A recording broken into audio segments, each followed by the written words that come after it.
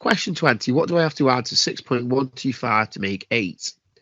Well, if you've got 6.125 and you add a mystery number to make 8, it also kind of works the other way around. If you've got a mystery number, which I'll put as an empty box, and you add 6.125 to it, you would get 8. So we can use this idea to work backwards from the 8 to get back to the mystery number. So if you're adding 6.125 this way, you could minus 6.125 to go the opposite way. So we've basically got to do 8 minus 6.125. Now, as you can see, this 8 hasn't got a decimal point and there's no digits in these squares.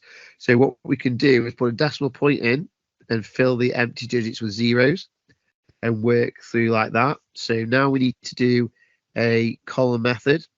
So 0 starting at the end. So 0 take away 5 we can't do. There's more on the floor, borrow from next door. But you can't borrow from this 0, so you go next door again. But you can't borrow from this 0, so you go next door again. So you go next door to the 8, and that becomes 7. And the 1 you've borrowed makes this into 10.